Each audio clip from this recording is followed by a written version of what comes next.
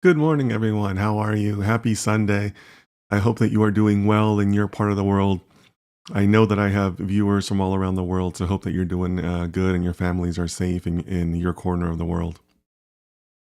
As you know, I like to do a lot of live streaming here on all of my platforms, and we usually keep the talk to data science and AI because that's the community that we share.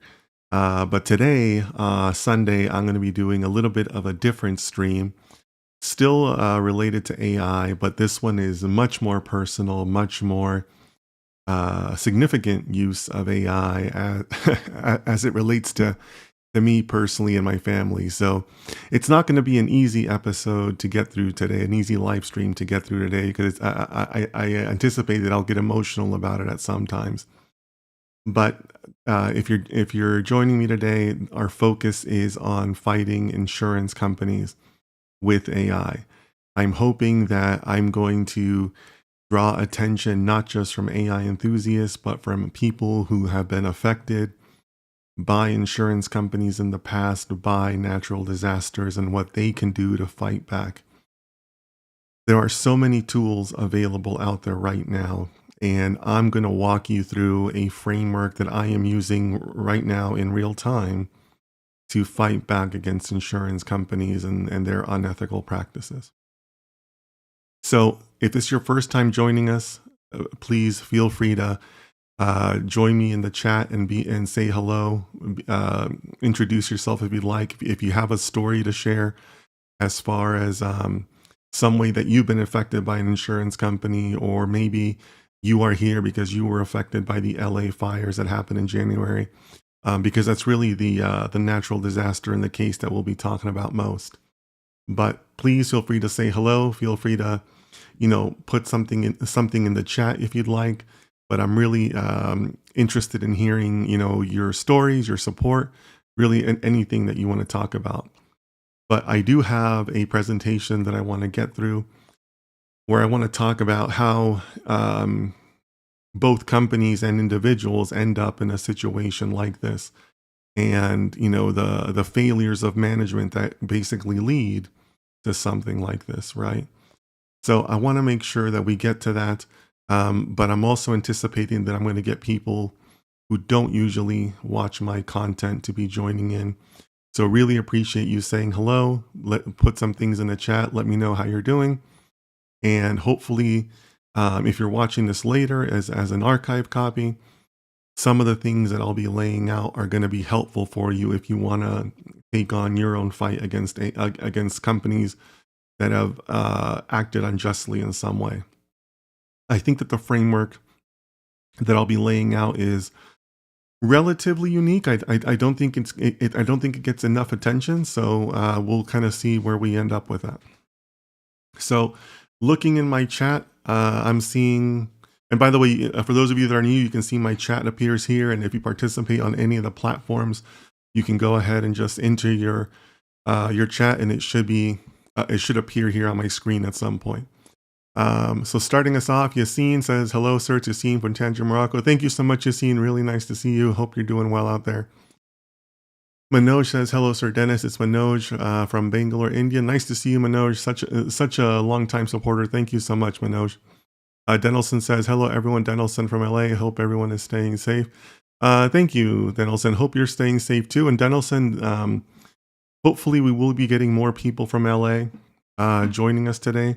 I have posted this in some of the fire victims or fire survivor groups. I'm also hoping I'm in talks with a reporter from CBS to also provide some additional coverage. CBS in LA to provide some additional coverage. So there should be other people from LA watching this stream at some point. Alicia says, hi, Dennis, joining from Phoenix, Arizona. Thank you so much, Alicia. Nice to see you. Thank you so much for your support. All right, guys. So I want to kind of keep the intro as short as I can, but please, if you're joining us, feel free to say hello in the chat. It's going to appear here on my screen, and I'll try to keep an eye on all of those chats. So I'm going to start my shared view here, and I'd like to, kind of talk about what has led to this point. As many of you know, I took a break in January, and that was due to directly as a cause of the LA fires. So these are my parents up on the screen. My parents, as you can, are well into their 70s, so they are they're elderly and have lived in the LA area for a very long time.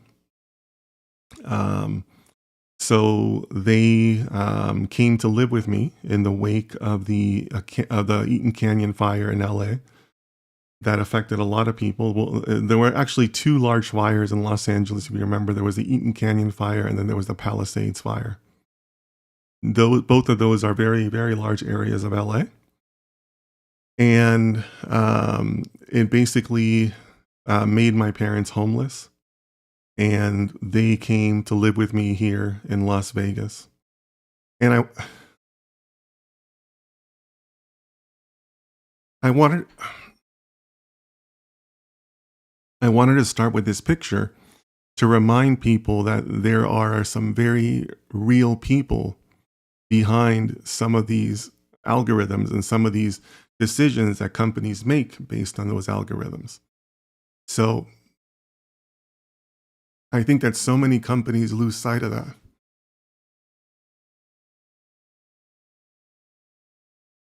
This was my parents' home. It was their home for 25 plus years.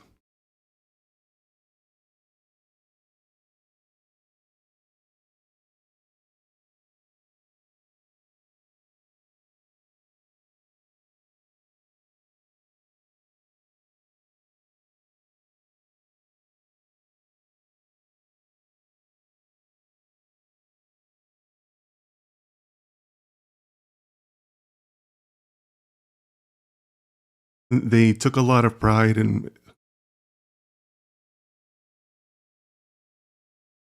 they excuse me. They took a lot of pride in being able to buy the home on their own. And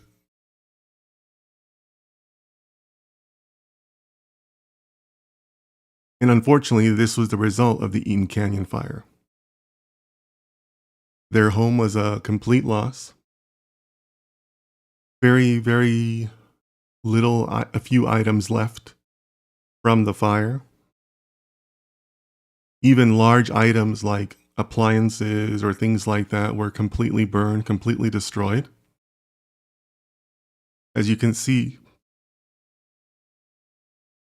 I mean, really just very, very little things left aside from the foundation and a chimney.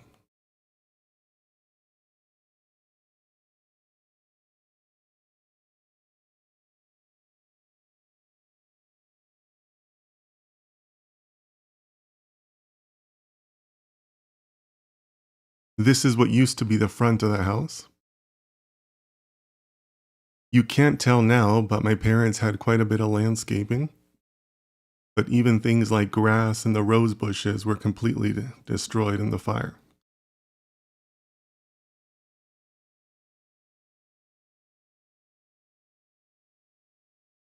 This is an example of one of the trees that they used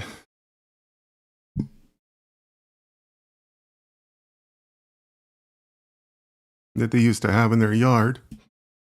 And this is that same tree afterwards. And you can see also in the background, it wasn't just my parents, the entire neighborhood was destroyed. You can see that some of the homes that you could see in the previous picture are not there. The entire neighborhood, the entire cars, trees, really a large portion of the city that they used to live in was completely destroyed. This is a picture looking across the street from my parents' house, where you can see some of the neighbors' houses also were destroyed. If you look at this area here, that fence is visible in the previous picture. That's that fence there. So there was quite a bit of destruction, and obviously the home is a total loss.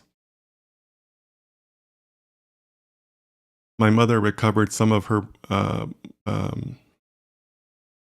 planters for her pots that were left over, but that's basically.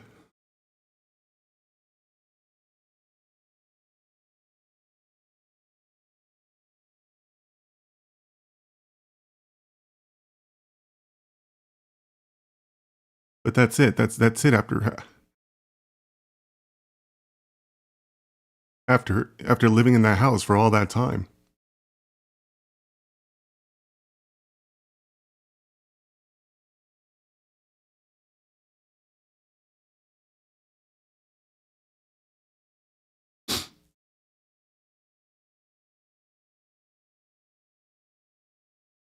So these are the companies in question,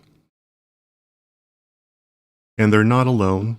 There's a lot of other insurance companies acting in the same unjust manner. But today I'm going to focus on these two companies. Now, why are there two companies? We're going to get to that. But my parents' insurance company is supposed to be the California Fair Plan. But they really haven't acted in an ethical manner. They haven't made my parents whole. And that's what I'm going to be using AI to fight. And again, to make it clear, my parents are not the only ones in this situation. They are doing this to other homeowners across Southern California in these fire areas. So I want to talk a little bit about the business and the AI ethics behind this, because that's really where a lot of this is rooted. There are real people and real situations behind these decisions that companies make. If you're from the US, you might be familiar with the United Healthcare situation. This is exactly where those types of things begin, in the poor decisions that these insurance companies make. And that really ties back to their own usage of algorithms and AI. And I think that what it comes down to is that a lot of these companies take AI and automation, and while they're passing off the work duties, the day-to-day duties, the automation of it all, they think that they're also passing on the responsibility. And they're not. They are still responsible for the results of using those algorithms. They are not absolved from that. And as we've discussed many times in my content, algorithms are going to be wrong. That's just the bottom line. An algorithm that is wrong, that is accurate 80% of the time, is still wrong 20% of the time. That's still 1 in 5. And 1 in 5 happens very frequently in streaks. That's not 1 in 5 is not a rare occurrence. So I'm trying to bring this to light to emphasize that these companies can't run away from the liability of that automation of those algorithms. Just because you call it AI doesn't mean responsibility goes away.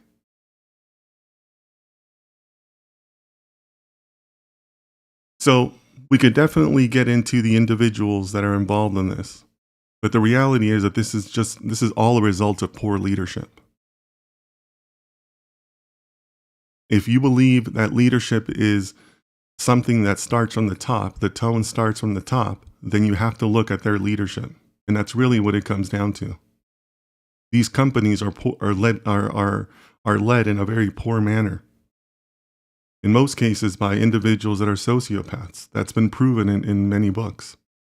You don't get to be a CEO or president of a company by being a nice guy. That's the bottom line. So I'm placing this on the poor leadership of these companies. There is also a fundamental misapplication of algorithms across the board. it's dollar driven as opposed to people driven. Because in automation, what you're really doing is you're eliminating headcount. A lot of algorithms are doing that. If you really want to get formal about it, you'd look at it from a risk perspective, because that's how a lot of companies do it. A lot of companies have entire departments to manage their risk or to keep their risk in check, right? That's usually the function of risk departments or internal audit departments. So you have a legal risk, you have reputational risks, implementation risks, algorithm risks. And within the implementation risk, you also have a third-party risk. When I mention these two companies, Pilot is a subcontractor to California Fair Plan. So what happens in those situations is sometimes one hand doesn't know what the other one is doing. That's called a third-party risk, coupled with an implementation risk. So I think there's been a lot of failures here from both companies and how they manage each other, how they're managing the implementation. And that's, again, where a lot of this is based. So that's something I think that both of these companies, if that's a big if they are serious about making change and not acting in an unethical way, they'd have to look at these risks. But a lot of companies choose to ignore them. A lot of the leadership chooses to ignore them. And that's really where a lot of these companies go wrong. So, what am I trying to do here? What I'm trying to do here is I'm trying to develop a minimum of 2 models. And I'm trying to prove the value of the home.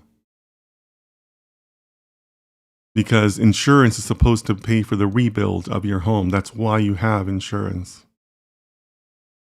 So clearly the home is a total loss. So what would it take to rebuild the home, to recreate the home? So when I'm preparing something like this, I always want to go in with multiple ideas. So I want to have a minimum of 2 models that I can use to show the value of the home. In addition to that, I want to use this as a teachable moment to help other homeowners that are in this situation. Because I have heard from other sources about other times when California Fair Plan is acting unethically. So I want this to live as a stream that people will refer to and use in the future to help themselves. In addition to that, we're going to show some of the boundaries of what AI can do, because I have developed a framework that I think is interesting and I think should be able to provide some very, very good models. So let me quickly have you guys think about those goals. And I want to kind of look at the chat here very quickly. Marwan, thank you so much. Really appreciate you being here. I think it's your first time, so thank you for stopping by. Diffio, yes, this was during the wildfires that happened in early January in the Los Angeles area. There were 2 large fires. There was the Eaton Canyon fire and the Palisades fire. My parents lost their home in the Eaton Canyon fire. Yassine says, we're sorry for this. May God give you all the strength and patience to pull through this. Thank you, Yassine. I appreciate that. My parents have been very strong through this. They've been going through it for the last 4 months, because here we are in April and they still haven't been made whole. So they've been very strong throughout the whole process. So thank you for that. Osama says, the most important thing is that your dad and mom are okay and everything else will be compensated. Yes, my mom and dad are okay. But you have to remember that there's also a timing aspect to all of this. because my parents want to be able to move on and put this behind them. And they can't do that until these insurance matters are settled. So in a way, the insurance company is still continuing that nightmare for them, because my parents still don't have any certainty on their future while this continues. So it's still something that's very much at the forefront of their minds and our family's mind. Rakshana, is it Rakshana? Rakshana, thank you so much for being here. I think it's your first time, so thank you so much. Tuning in from South Africa, good to see you. Thank you. Diffio says, I'm very sorry for your family's loss. Thank you, I appreciate that. Appreciate that. Okay, so up on the screen are the goals that I want to accomplish. So it's possible that we are headed to some sort of legal resolution to all of this also. I'm still exploring those options. And when you go into some sort of a legal resolution, we always want to establish a fact pattern. And I'm going to use that fact pattern to also work on the models for today, because these are some of the facts that we're going to use with the AI engine. So fire happened on January 8th, or at least the portion of the fire that destroyed my parents' home happened on January 8th. The location is going to be important because we're going to be talking about costs. So I have the zip code up there. The size of the home is also important for how to recreate it. The home was 2,400 square feet, or for those of you overseas, that's approximately 240 square meters. I think I did the conversion right. And again, for the rebuild, you have to take into account that not all homes are the same, and the home did have some unique features. Had a large foundation, had a variety of finishes, different types of flooring and things like that. Had multiple patios and had a fairly large outside area. And also there was multiple fences because it's a corner lot. It sat on the corner, so it had more fencing than what you would typically associate with a home. So all of those things are going to be important when it comes to establishing a cost for what it takes to rebuild the home. And that's really where the impasse is, where the insurance is being unethical and how they are calculating the damages to the home and what it would take to rebuild the home. So that is really the goal of what we're trying to build here.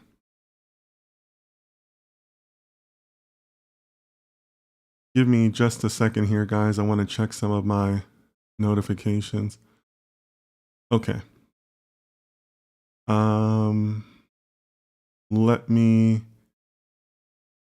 Okay. So let's go to the next screen.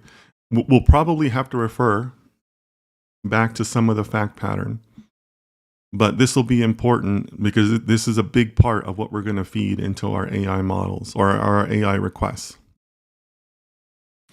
So I always want to do multiple ideas, as I said, right? When I'm trying to formulate these types of approaches, I always want to walk in with more than one idea. So in my mind, there is a simple model and there is a complex model. The simple model is square footage multiplied by construction costs for the area. That's one of the most basic ways that people evaluate real estate. So that's me using a little bit of domain knowledge in how I want to approach this. It's also very common to look at this when it's new construction, because a contractor can basically tell you what it costs on a square foot basis to construct a home. So this is what I'm going to call our simple model. We're going to ask AI to look at the square footage of the home, which we know that's a fixed value. We know what area it's in because you have to take into account the local labor costs, local material costs, tax rates, things along those lines. So that's our simple model. Our complex model is going to account for the finishes and the items that are unique to the home. And that's why I listed some of those items on the previous slide. In order to strengthen the argument, we're also going to provide citations along the way, right? Because AI now with the reasoning models is pretty good at being also able to tell you how it's coming up with the different answers it's giving you, whether it's web links or research references or whatever the case may be. So I think that there are multiple ways for us to work on the simple model, and we'll walk through that. But as far as the complex model, this is the framework that I want to follow. And this is the framework I'd like to encourage other people who are watching this either now or in the future. If you want to know how I envision fighting against the AI, against insurance companies with AI in a complete way, this is a framework where we're going to be using multiple AI engines to help formulate arguments, have AI engines help refine that argument, and help the AI engines also tell you the decisions that they would make if you were to present them with the argument that you've refined by other AI engines. So what we're going to do is we're going to start off with an engine where we are going to ask it to come up with a complex model estimate.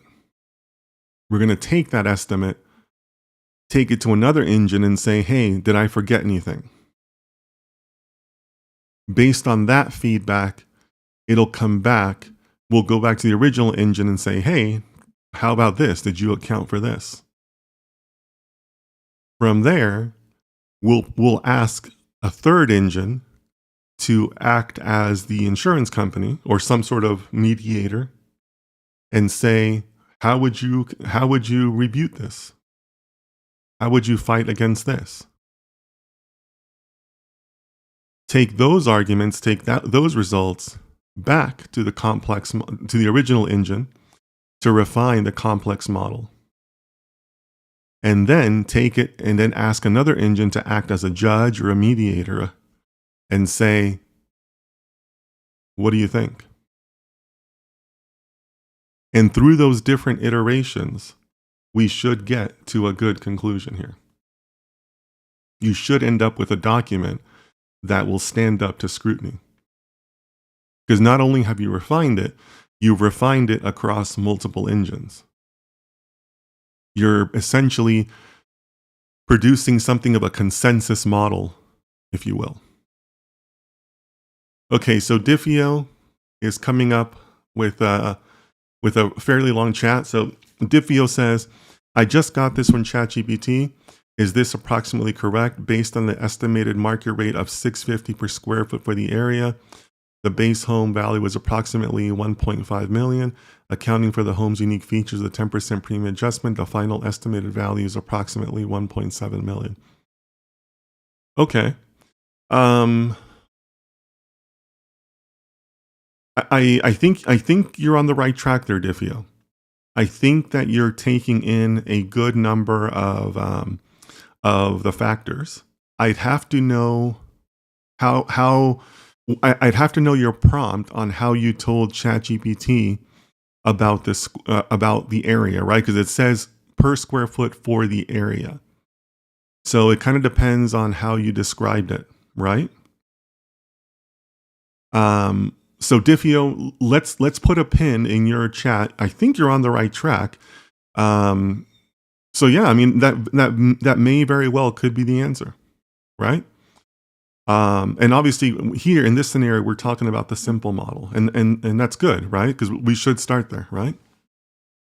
Diffio says, I gave it a screenshot of your previous slide. Oh, I like that. I like that.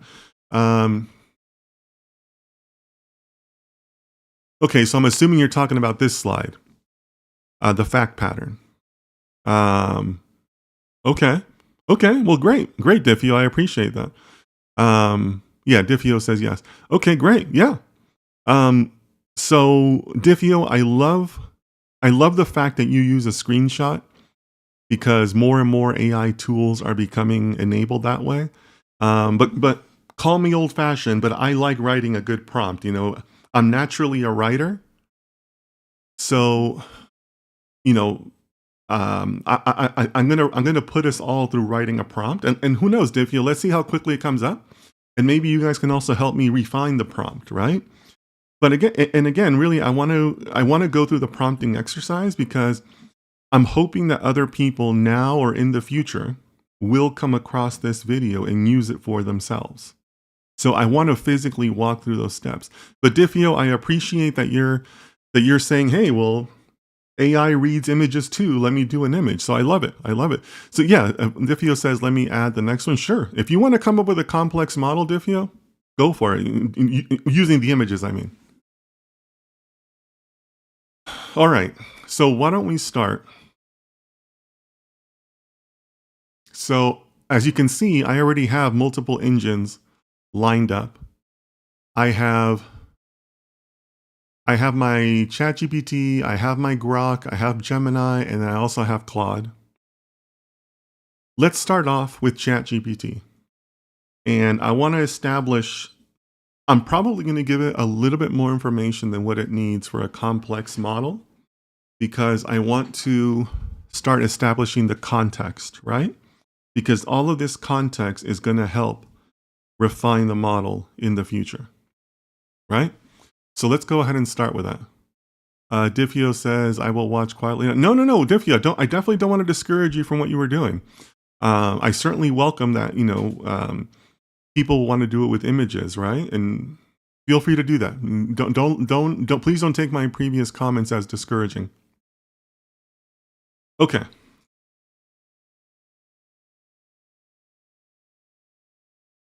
Actually, let me make that a little bigger for everyone.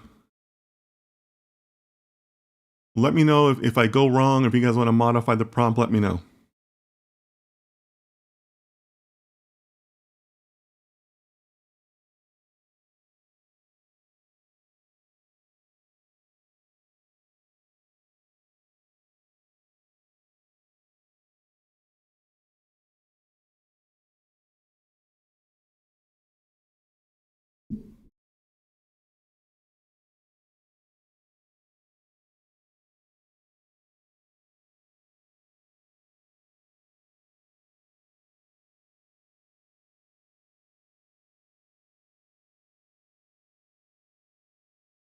I'm including their zip code. So that local labor rates and costs will be taken into account, right?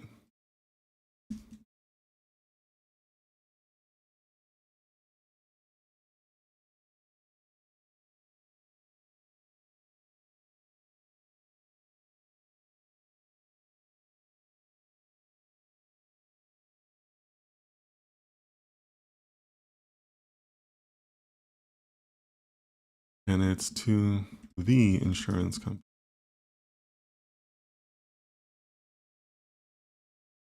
Okay, so we're sent to the insurance company. Provide a simple model that just can.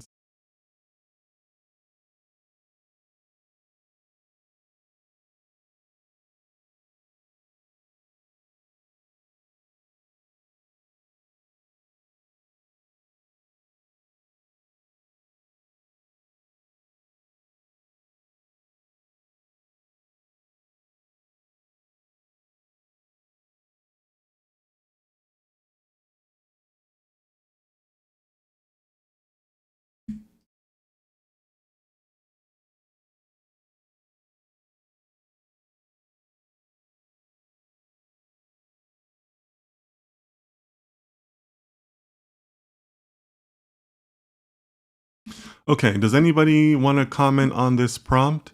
I think I've captured everything that we talked about. I'm setting the focus of the wildfires in LA. I'm setting the size and the location of the home, and I'm making it clear that this is a simple model, just the size of the home and local and labor construction costs.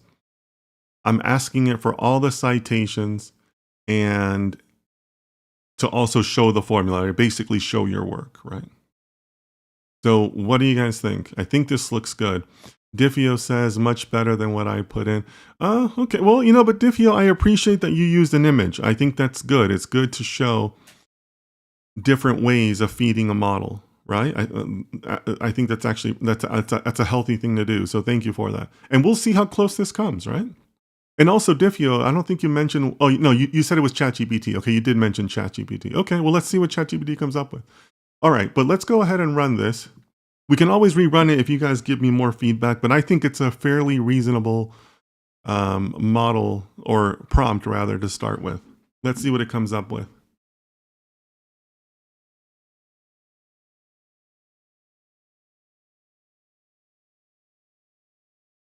So we can see the reasoning. It did figure out that it's the Altadena area, which is the name of the city. Osama says, I believe it's a good prompt. Thanks, Osama. Rikshana says, during the iterations, we need to know the guardrails to use in the insurance company AI.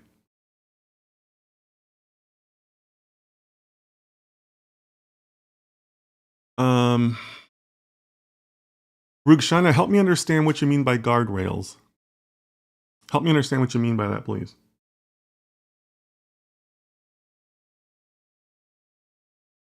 Javier, welcome. I can't remember if it's your first time or not. Javier says, I once worked on a similar problem legal and used 4.0 to ask to work on the prompt for 03 and allowed to model to ask me any questions needed for more context. The output was a prompt for 03. Yeah, Javier is describing another way to do this, right? We could be asking for additional help in the prompt itself. But here, what we're going to do is we're going to actually push it across different engines. We're going to not just get consensus. We're going to do it on not consensus within an engine or consensus for the prompt, but we're going to get a consensus on the result using multiple engines. So Javier, I appreciate the comment. It's definitely germane here as far as another way to go about it. Okay, so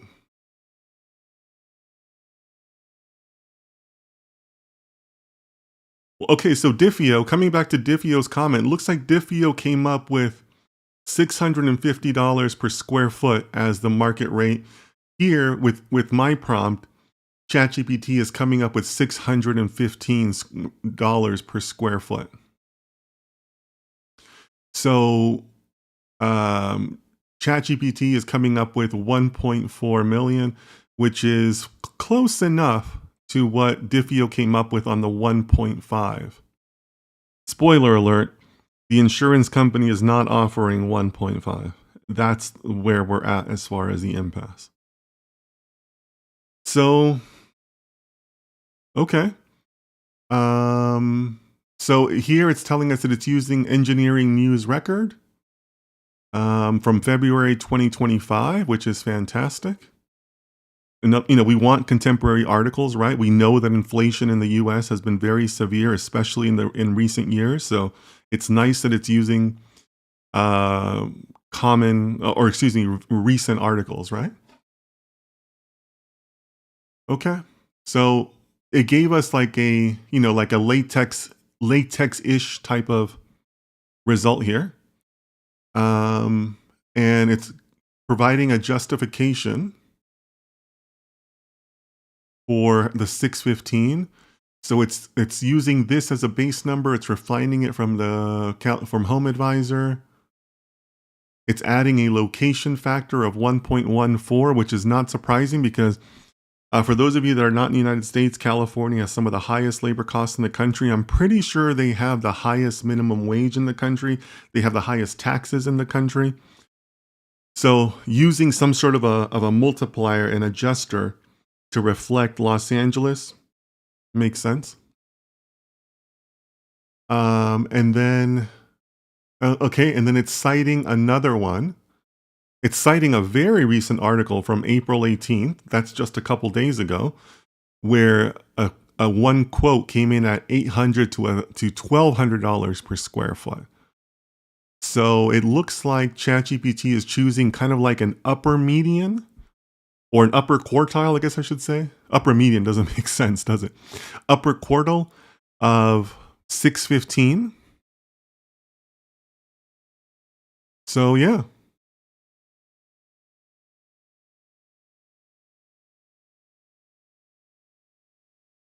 I think that makes sense. Okay, so here ChatGPT is giving us an idea of how to actually present it to the insurer. So this is good. And it's also listing all of the sources here, right? All the citations.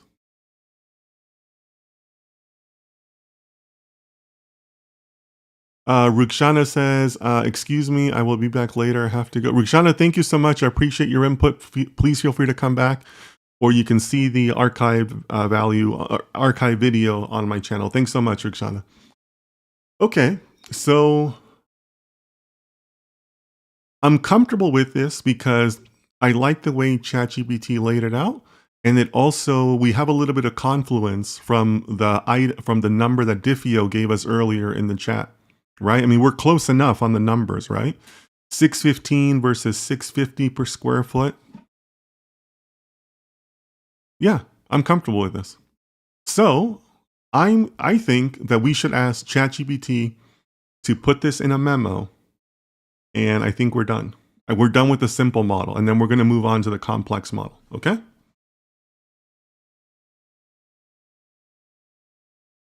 And because we should waste Sam Altman's money, I'm going to include a thank you. All right.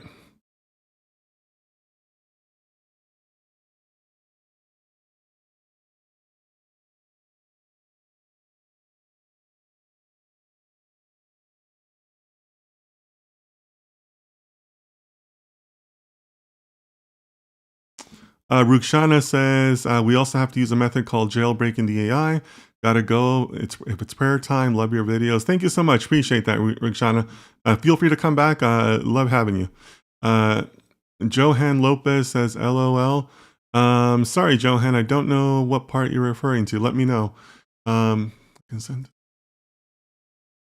company. Company.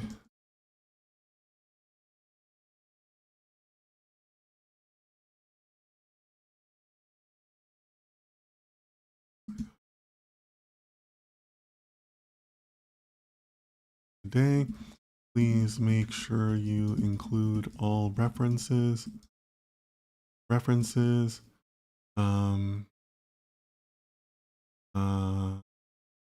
as citations and links to the articles at the bottom, at the end of the memo. Please make the memo a PDF format. I hesitate to add the request for PDF format because I know sometimes, in my experience at least, ChatGPT can be a little crazy on like file generation, like PNGs or things for download. But we'll see. We'll see what happens. Johan says on your thank you comment. That's right. I forgot I made that.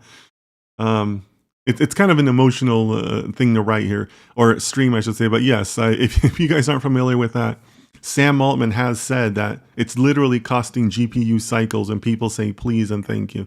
So I'm not worried about Sam Altman's money. He'll be fine. I'm going to write please and thank you. Alicia says we should add please as well. Yeah, we should. We should.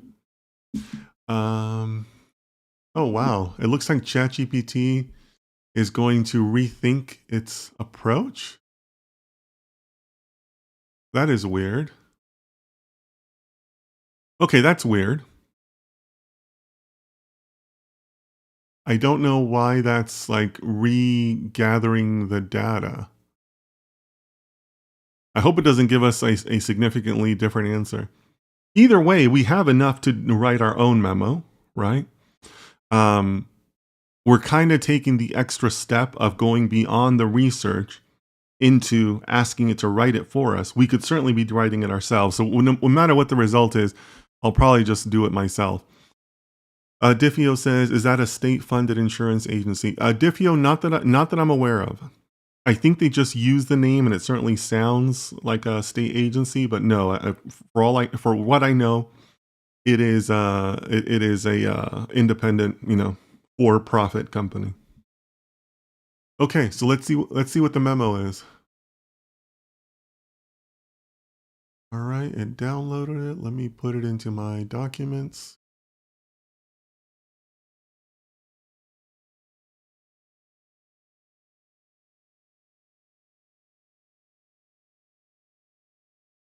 Oh my.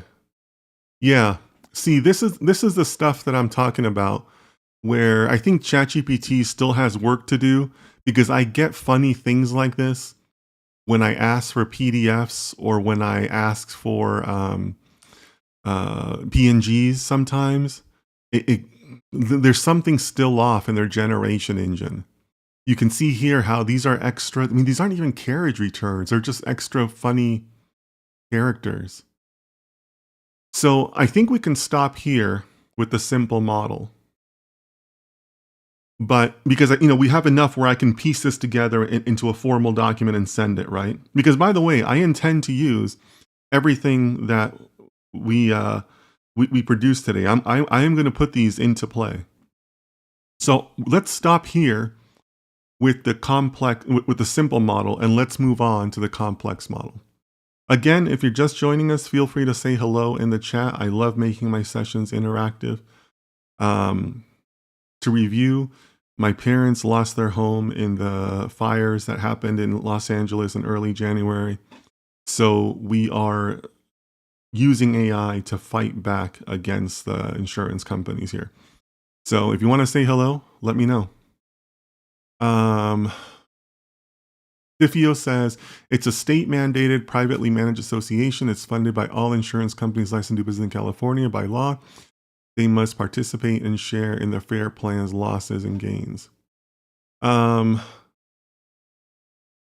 is they, Diffio? Is they the other insurance companies or like a California government agency? Please let me know. Justin says, Justin, good to see you. Thank you so much, my friend. Justin says, is it possible to get the model the insurance company is using? We're going to get to that, Justin. We're going to get to that. Easy says, apparently the new ChatGPT model is a sycophant.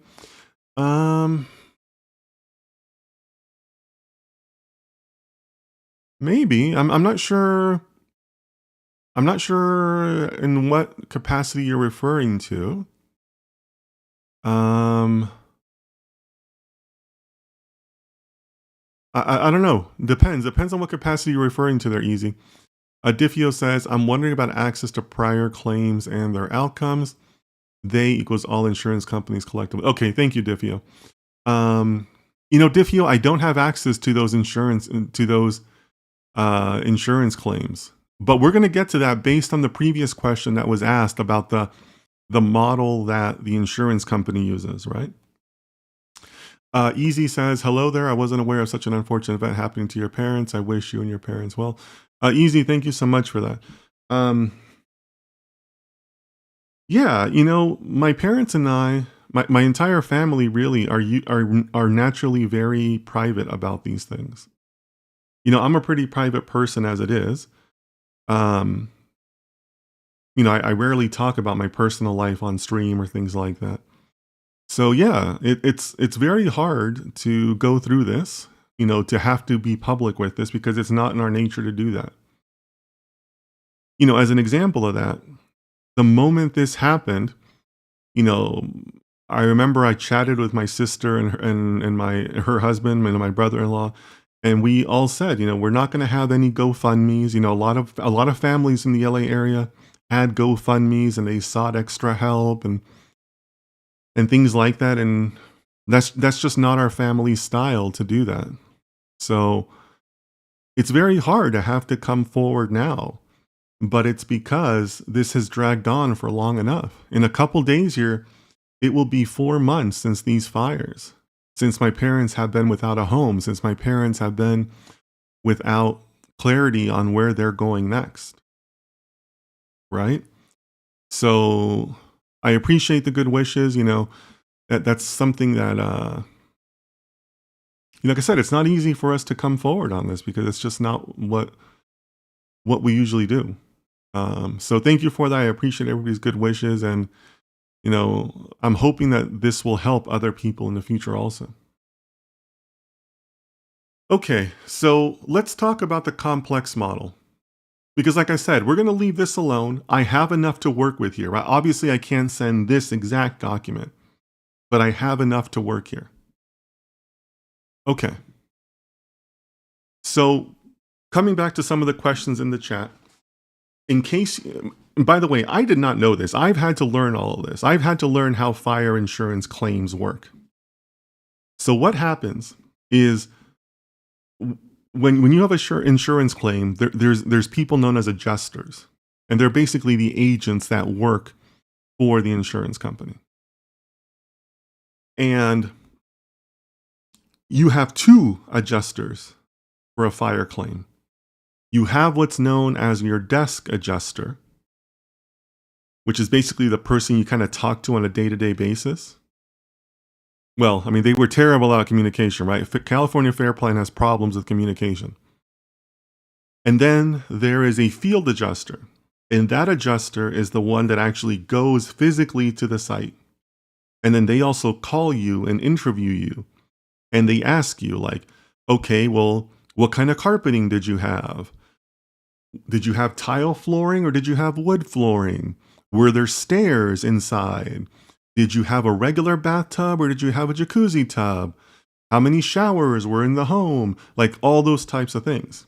Because what they do is they compile it into this big report that includes like all of that. Like, we're gonna need to pay for wood flooring. We need to paint so many different walls. So we need to have like any number of gallons of paint because you have, X square footage or X square meters of walls, or we need to pay for the mirrors that were in the house, and we have to replace those mirrors. How many windows did you have? They take all of that into account, like this, what I think is like a big construction report that basically says, here is like the blueprint for rebuilding the home. And this is the number we're coming up with. Okay? And that can be very deceiving, right? Like if you want an interesting party trick, the next time you just want to like talk interesting data with people, like if you're in a group of friends, ask people how many doorknobs they have in their home. Like a doorknob, you just open and close the door. Most people will tell you, oh, I just have 5 or 6 doorknobs. I just have a couple doors in my house. But the reality is you have a couple dozen doorknobs in your house, right? And people don't realize that. How many doors you have, and you have a doorknob on each side, and you have in the front door, your interior doors, all that stuff. You have a couple dozen doorknobs in your home. You just nobody really realizes it, right? So these reports are supposed to take care of all of that, right? Now, I say that because that's essentially the algorithm that they use, right? They use to say, well, if you have 10 windows, this is what it costs to get 10 windows bought and installed. How they come up with those prices, that's unknown, right? That's like their own secret. What the report looks like is their own secret. This is what I'm talking about, the poor communication that California Fair Plan has. Right? So I don't know their exact algorithm. I've just been told that they believe their number because their number is supposed to be more comprehensive. Excuse me, sorry. Because they always told me that, oh, well, we take into account how much we have to paint, and we know how much cement we need, and we know how much, all this other stuff, right? And, a couple years ago, so here's where it gets interesting, guys. A couple years ago, they kind of had an advantage with that because who knows what cement costs, right? I don't know what cement costs. I don't know what I don't know like what it costs to install a window, right? But now we live in the age of AI. All those answers are quickly available to us, right? All those answers in a structured reply with citations are now available to all of us, right? So that's essentially what I want to do here. I love the answer that ChatGPT gave us for the model. So now let's focus on the complex model, where I will go back to more of the fact pattern and say, well, they had this much wood floors. They had these many windows. There were this number of showers, so on and so forth. Right? Now we're talking about something that's going to be a lot more like itemized, much more of a construction report. So let's start working on that. I'm going to work on it here in this same window because I don't want to lose the context of everything that ChatGPT 03 in this case has already learned, right? So let's do that. Do you like this personality? Yes, I do. It's giving good answers. Okay, so let's build on that.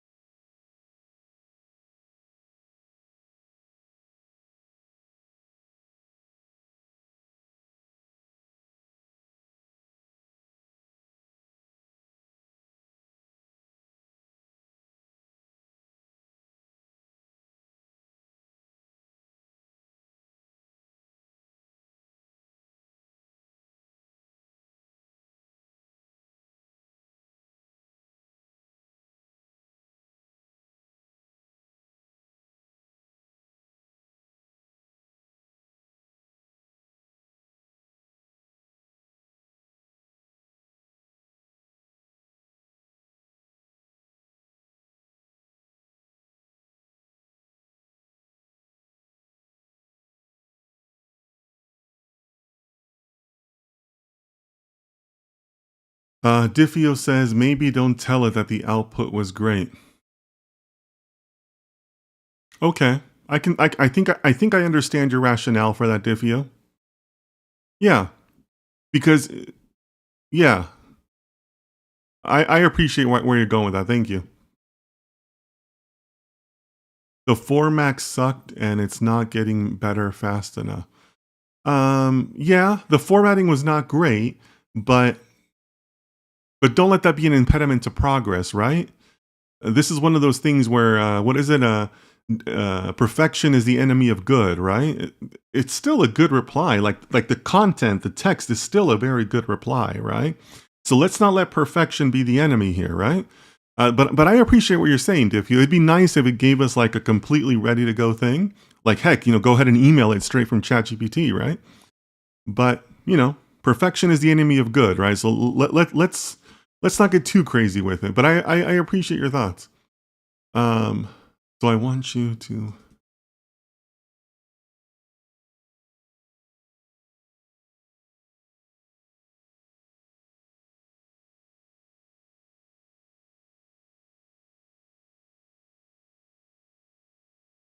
I will provide, and ask me if you need anything else.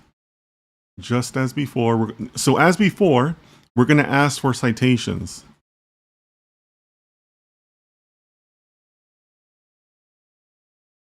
And what I really want is I want it to be an itemized list.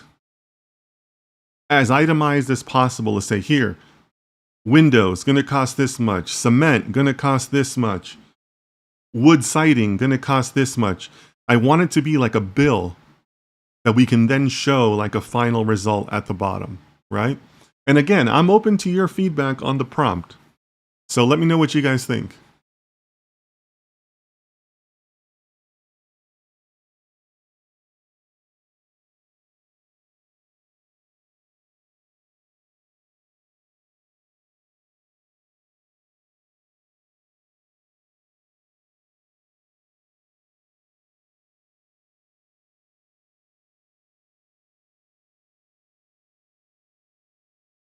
And we're going to remind it of the zip code, but it already knows it in the context, right? But let's go ahead and include it again.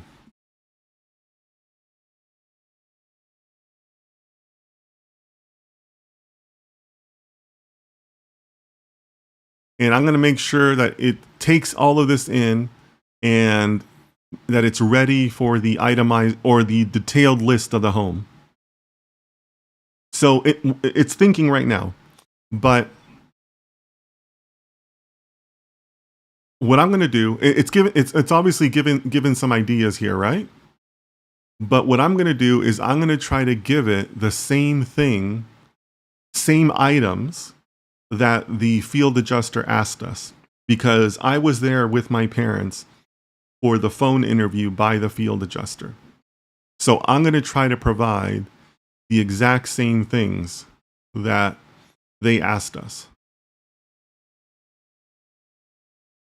I think it would be better to use the research engine so look up for date prices for different elements. I haven't personally used it in ChatGPT. So Yassine is making a good point here. And I was given some free hours on the deep research. You can see that it's an option down here. Yassine, you're probably right about that. And maybe I will rely on that in the future. But as I said, my goal is to try to bring this to resolution as quickly as possible, right? And I'm just trying to focus on speed. I'm just trying to get something out, right? While yes, this is an exercise in AI and I want to empower other people, my parents have been waiting long enough, right? So I'm trying to get to a good, solid answer. I also say that because the win here is not necessarily in the engine. The win is in the citations, right? Because I think that ChatGPT can come up with a fairly reasonable model, but it's the citations where you really win, where you can back up your arguments, right? Yassine says, not deep research, the search I mistyped. Okay, Yassine, thank you for that. All right, so let's keep going. And again, the homeowners that might see this in the future or are here now will recognize some of these items. So yeah, so it's asking for for all my items. So I'm doing this from memory, but let me just type here for a bit.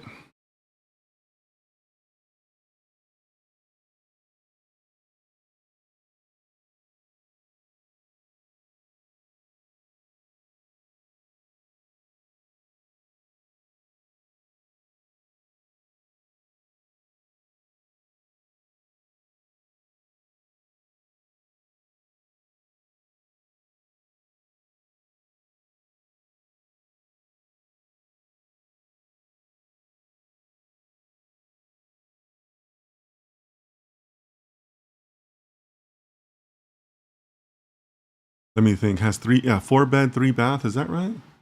Yeah, 4 bedrooms, 3 bathrooms.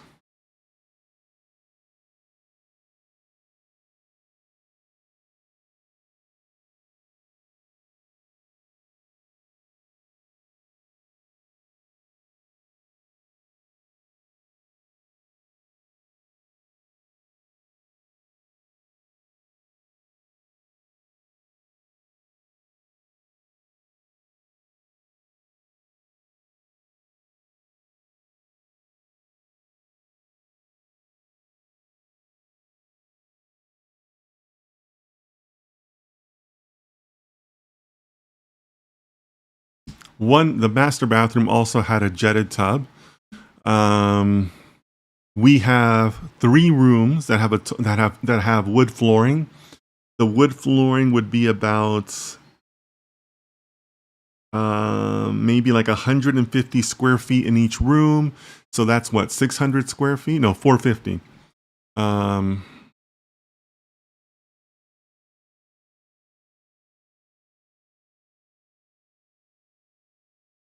And that was real wood, not synthetic.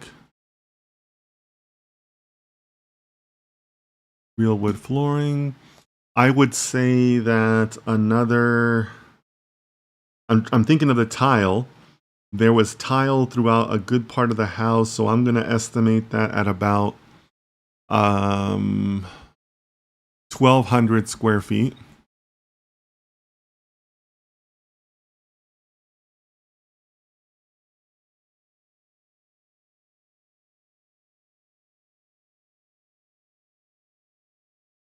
They also asked us about staircases.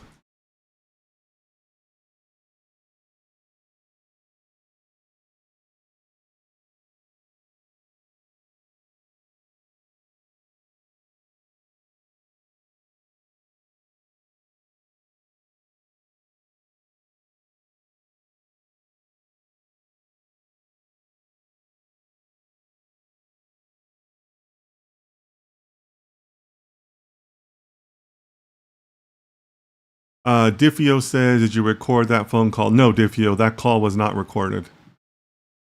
15 steps up, they asked about, how the staircase was actually shaped, right? And it had 10 steps, a small landing, a turn to the right, and then an additional set of steps.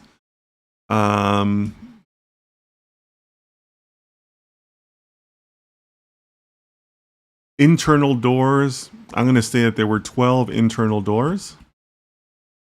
And then there were 2 sets of French doors internal to the house.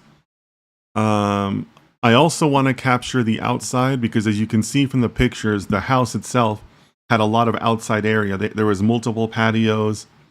So there was a patio on the left side, patio on the right side, a lot of landscaping. So I want to make sure I catch that.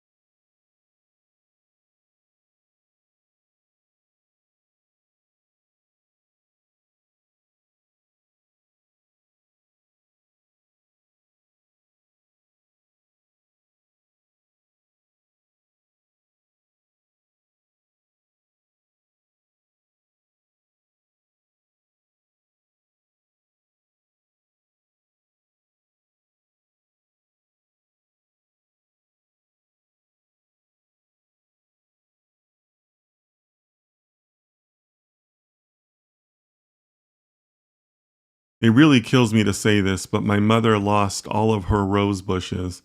She had about 24 rose bushes that she really enjoyed taking care of. It really helped her, and all of those rose bushes are completely lost. Really pains me to say that.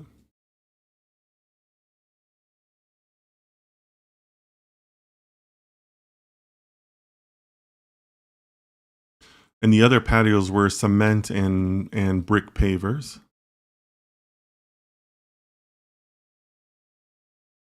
Oh, I hit enter by mistake. Shoot.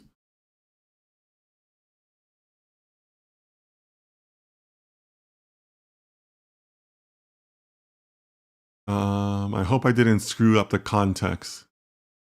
Okay, so it is taking care of that. Good. So it's recommending exterior shell, roofing, windows, mechanical system, electric, plumbing, site. Yes, they did ask about like how many air conditioners you have and all that.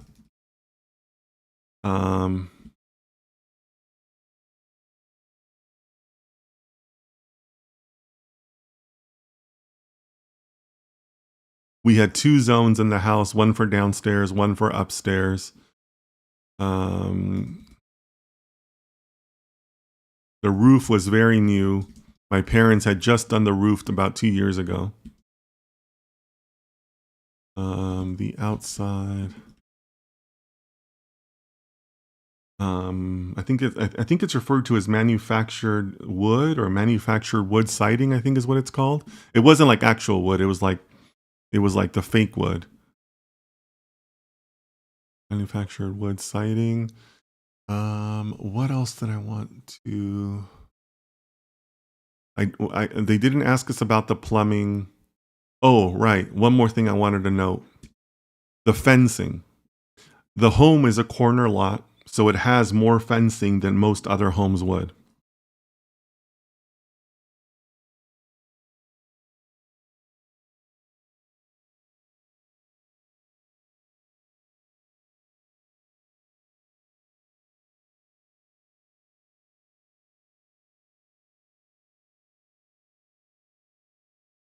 I'm going to put an estimate of the wood slat fencing on both sides at about 30 feet, and and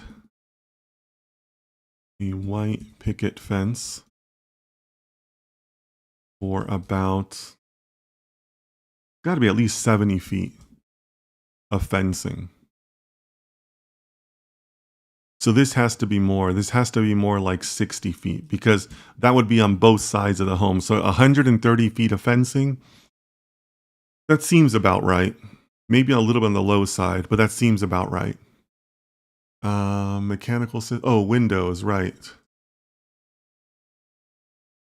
I think we came up with about 25 windows for the home, because you have to count everything you have, first floor, second floor, front, rear.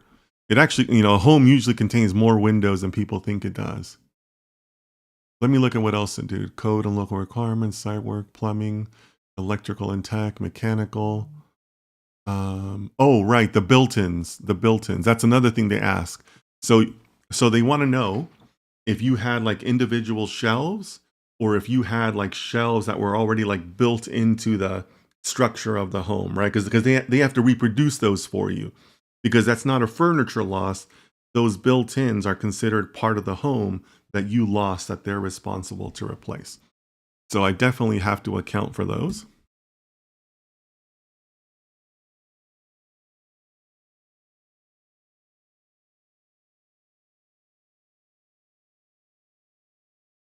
Let me think. I think it was a total of 3 of the bedrooms had built-in shelving units. I think that's what we told the insurance.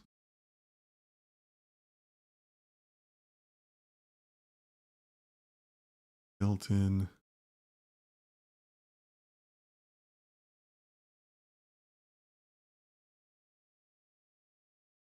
They were a structural part of the home. What else can I add? ChatGPT actually did a pretty good job of coming up with similar things that the adjuster asked us. So I'm very encouraged that it kind of knows what kind of report we're looking for, right?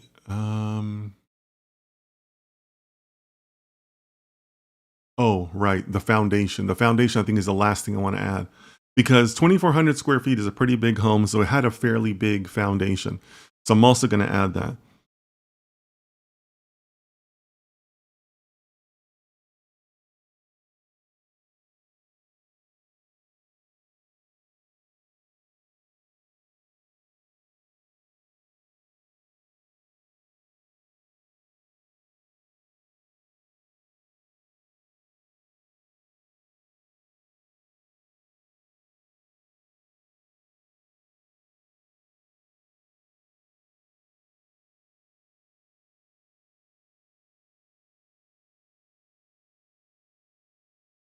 Okay. So let me know, chat. Have I forgotten anything? Anything else you can think of that are like the big parts of a home? I think that I'm doing the call from memory, and it seems like ChatGPT captured a lot of that. Diffio says, just the thought. You have a lot of pictures. You could feed them into the model and ask it to find value everywhere you can see it and count things. I swear I'm not obsessed with image input. That's hilarious. And you know what, Diffio? That's not a bad thought, because the field adjuster asked for the same thing. They asked for pictures. We had a few, and I did provide them to her, but yeah, maybe she took them in. Her input algorithm, right? Her personal input algorithm wasn't very good. So to your point, yeah. Yeah, maybe you would do that, right? Maybe you would say, "Here, what do you see?" Right? And then just kind of go from there, right? Oh, one last thing I want to add. This one also kills me to say, but my parents, since they're elderly, they have grandkids, and one of the bedrooms was kind of converted to a grandkids playroom, and they had bought this special carpet for that bedroom. The carpet was like a map of the United States, like a little cartoony map so the kids can play around and learn the states. But that carpet had to be custom made, right? Because it had a design on it, right? If you just have like a plain carpet, you can buy any size, right? It doesn't have to be custom made. You just give the dimensions and they just cut it for you. But when it's a design like a picture, you have to tell it, you have to tell them what the dimensions are, and then they'll make the carpet for you so that the picture looks good, right? According to the dimensions, right? So that was a custom made carpet, which as weird as that sounds. So I also want to include that.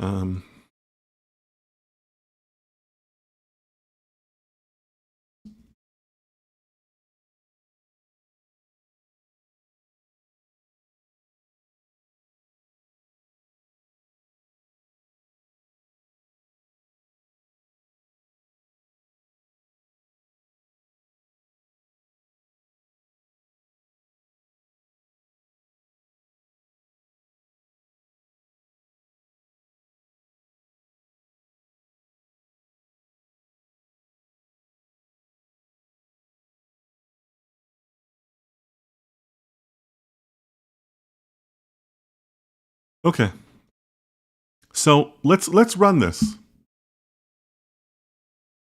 I think we're doing a reasonable job here. As far as describing something that gives, because remember, not perfection, good, right? I think this will give us a very good itemized list. So it looks like it's going out to finding all the data, construction costs, components, windows, doors. This is great. For ceramic floors, cost for carpets. This is great.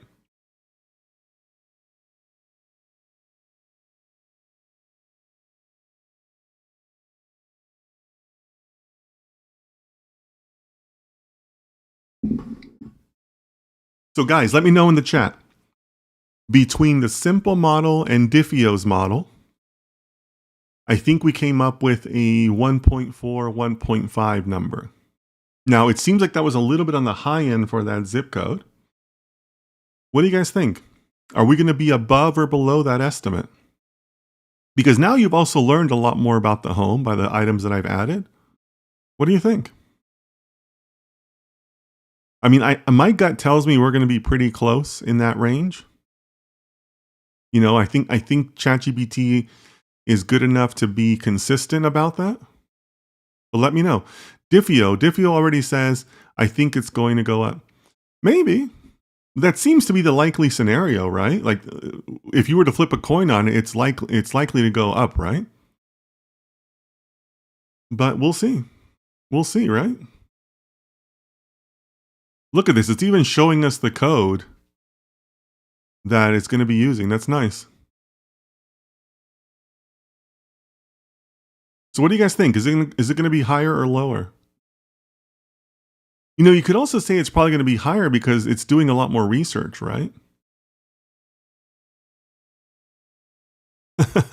Diffio says, I have no justification other than I want it to go up. Okay, that's fair. That's fair. But more detail, more accuracy, right? So now that it knows how much tile, how much wood it's going to need, yeah, I mean, going up seems to be the smarter bet, right?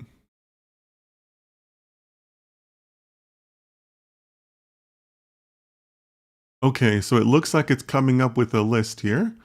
All right, adjuster style line item worksheet, which is great, right? Because that's exactly what I want to turn around to the insurance company. Home-wise pricing, LA County labor rates, materials. Yeah, and for those who don't know, the home was in the greater Los Angeles County, LA County. I know we have people from overseas watching, so I want to make that clear. So yeah, this is it from what I'm reading here, it sounds like it's the right elements that are being taken into place, right? So it's giving us all the sources, all the wall insulation, the totals for each line, siding, roofing, underlayment, windows, French door, hollow doors, drywall. This is great.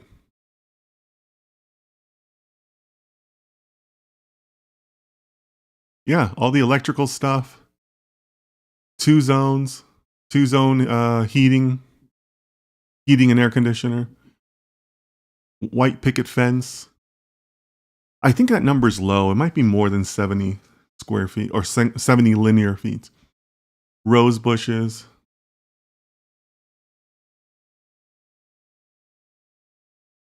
Um, okay, that doesn't sound right. How did it come up with that when some of these numbers are so big?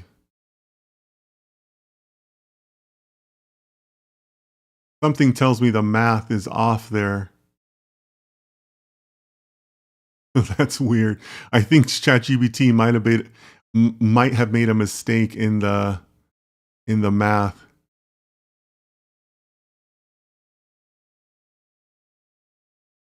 Let me know if you'd like this delivered as a spreadsheet or a PDF, or if we should add kitchen cabinetry, electrical fixtures, demolition debris, or any other detail the adjuster may request.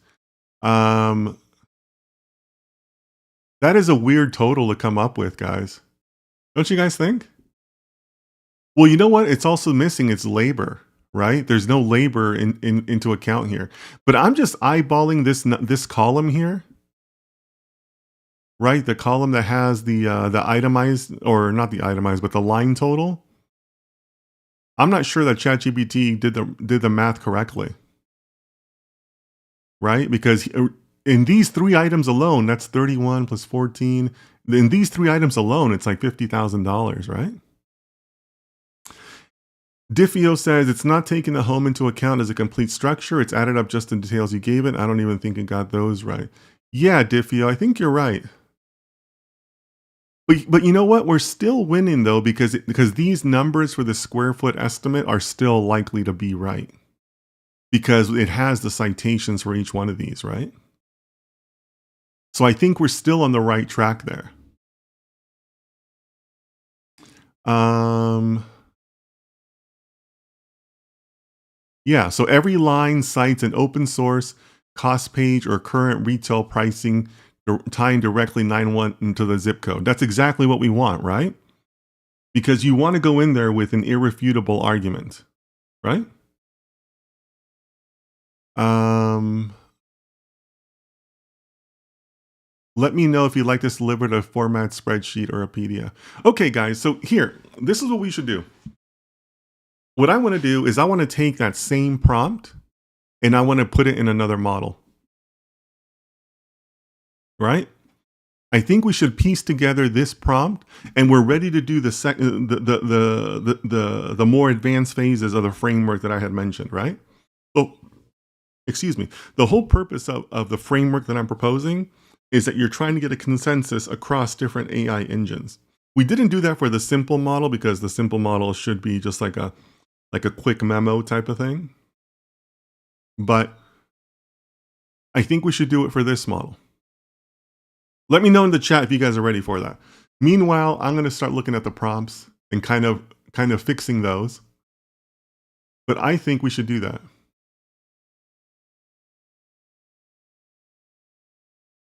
So we're going to need this prompt or portions of this prompt.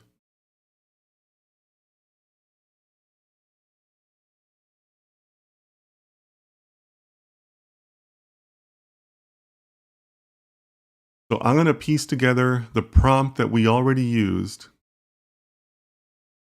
But I think we need another model here. So that's one prompt we used.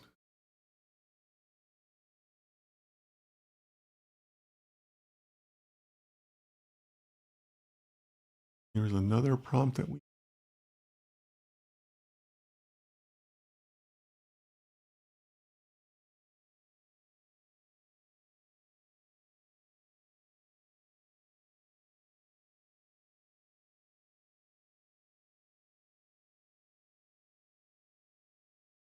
That's another prompt we used.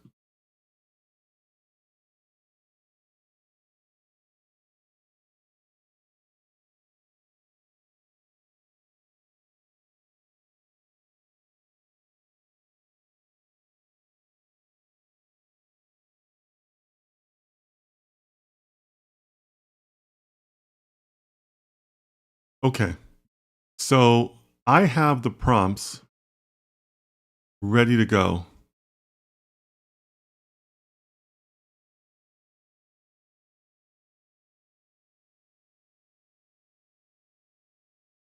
What do you guys think? I think we should try a different engine.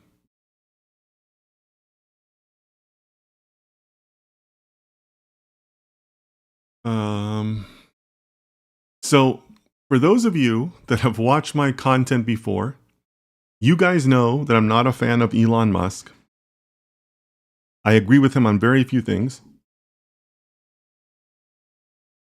But I have to admit, I've been spending time with Grok recently, and Grok is not that bad.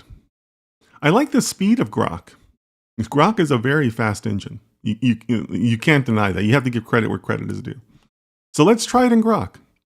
My gut tells me that ChatGPT maybe got a little lost in the context from the basic model. Let's try Grok.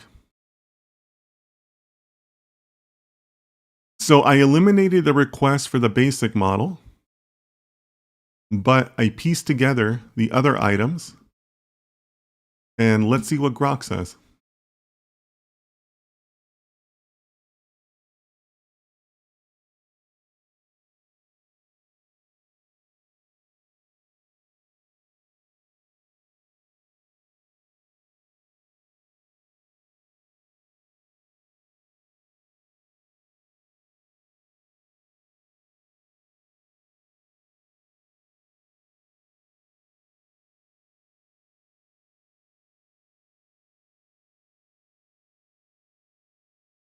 Um, okay. So it's coming up with some of the formulas, and then it's gonna ask about the details. So it's already given some of the preliminary estimates, and the preliminary estimate it's coming up with is at total cost. Okay, so this one is including labor costs, and that's coming up with a little bit over $1 million. But I haven't given any of the details yet, right?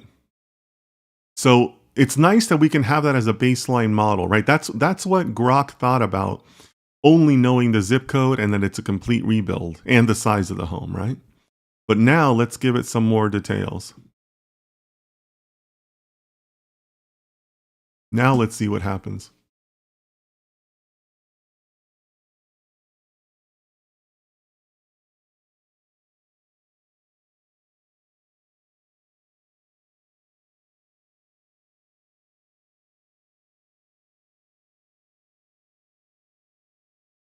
I haven't really tested the outputs of Grok. It'd be nice to see if Grok can come up with a memo.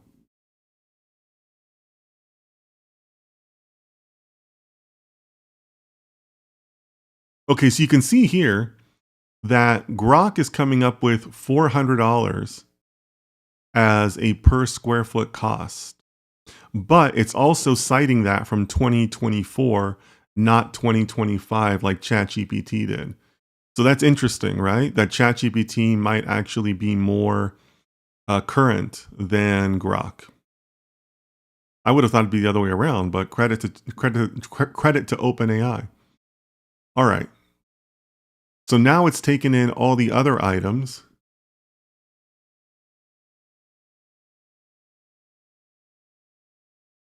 The fencing, the windows, the 2-car garage, the electrical system.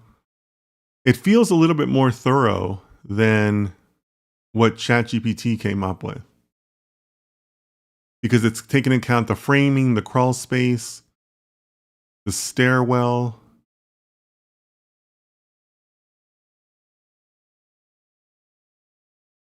Okay. So in this scenario, it's coming up with 1.2 million.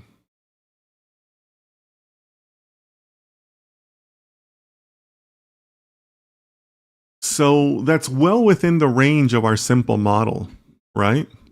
It's under the simple model, but I think that's also relating to the 2024 citations, right? Because it's clearly telling us that it's using 2024. Um, it's asking for the patio dimensions, the kitchen features, and the exterior paint. So we could certainly add those, right? But I'd rather keep on focusing on getting to an output and seeing what other engines think about it. So I think that we're ready to ask Grok for an output for a PDF that we can then take to a third engine to ask and see what they think. So let's ask Grok for an output.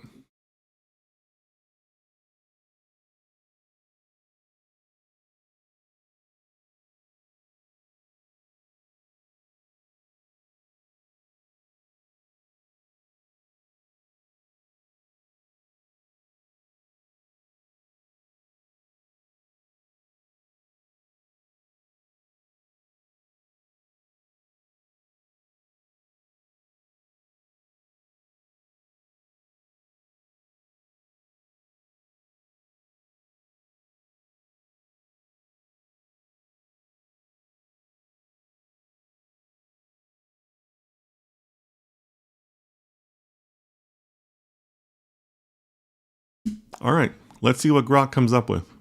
So what do you guys think? Let me know in the chat. What is the next engine we should use? I have both Gemini and Claude lined up, but I'm happy to use a different engine if you guys think another one would work better. But I want to take this PDF and I want to see what another engine thinks about it. Okay, so interesting. It can't generate it on its own.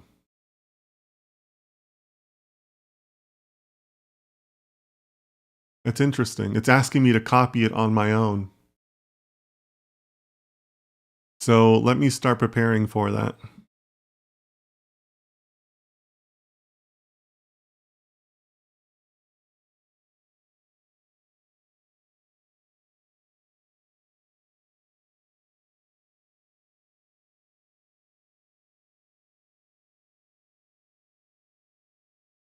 All right, so it looks like it wants me to copy all of this, put it into a memo, create my own PDF.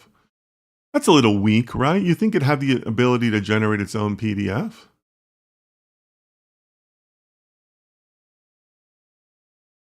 So let's do that. We're going to take that. We're going to bring it into Pages because I'm on a Mac. Okay. So there it is. I think I have to cut off the top here. Here, yep, gotta cut this off.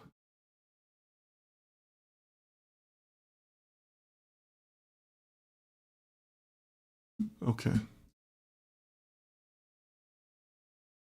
We don't have to get too crazy with this. Just something that is readable.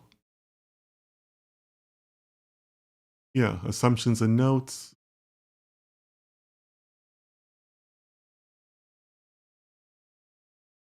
Okay.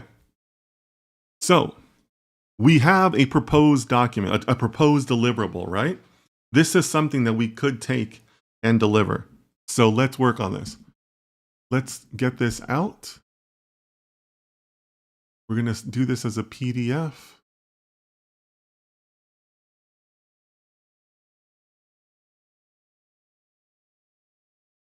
And we're going to call it the Eaton Canyon memo. We're going to save that. So what do you guys think? Who wants to use Gemini next? Is Gemini good for this? What do you guys think?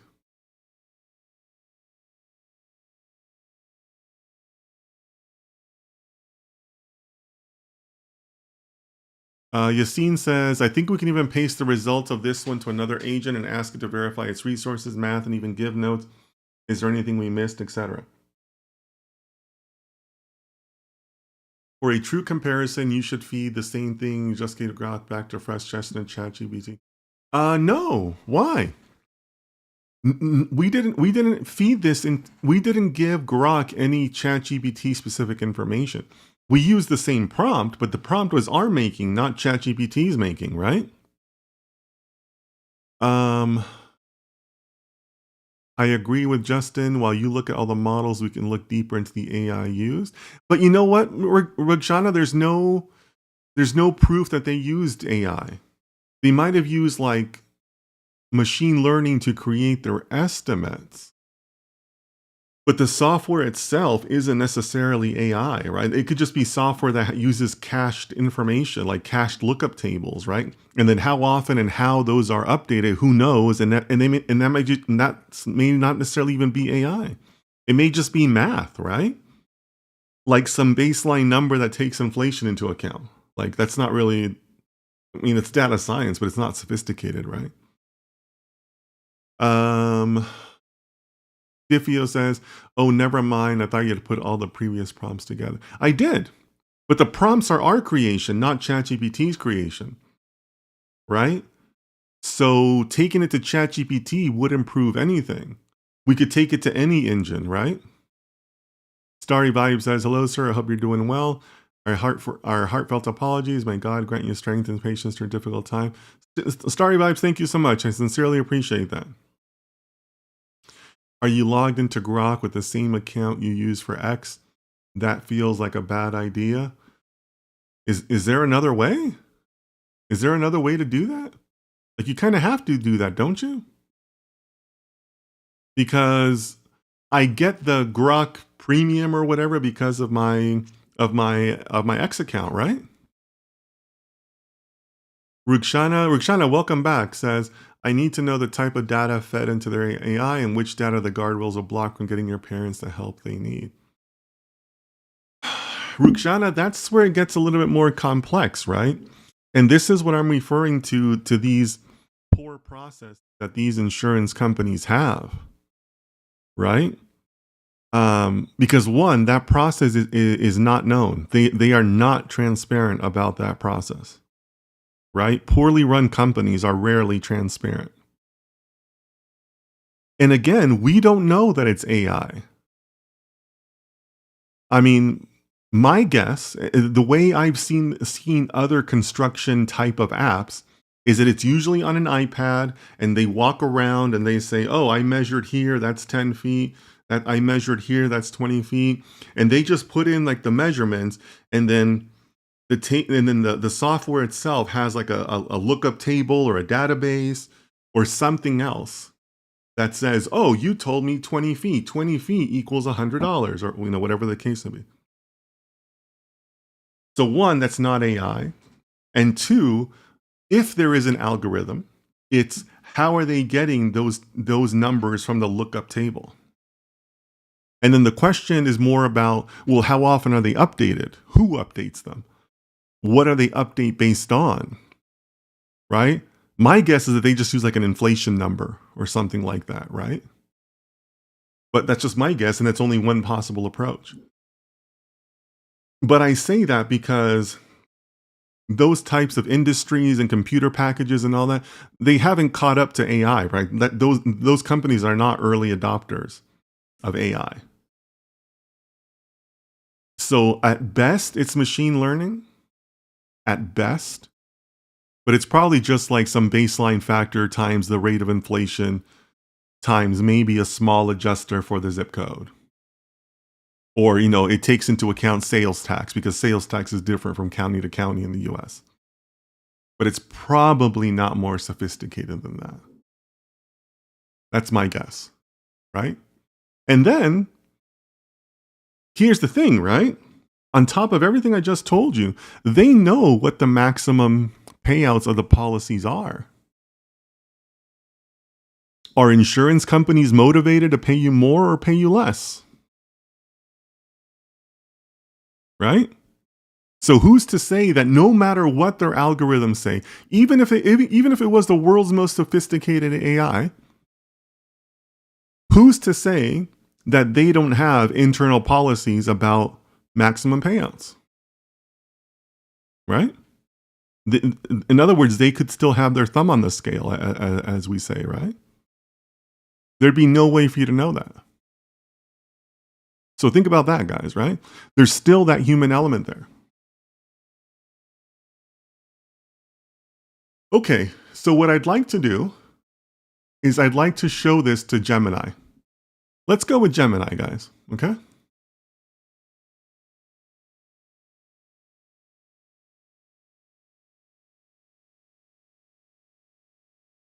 Um, just to be fair, I think we can still piece elements of the previous prompts.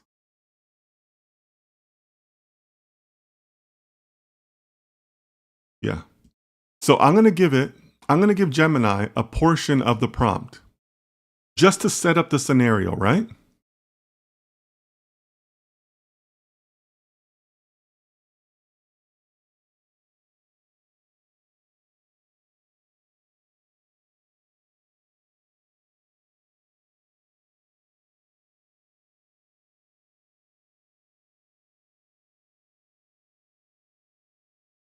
Okay, so here's the key, guys.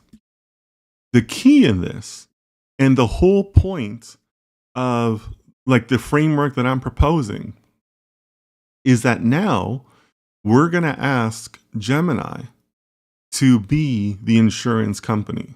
That's the role we're going to assign to this third engine to help us further refine the document, right?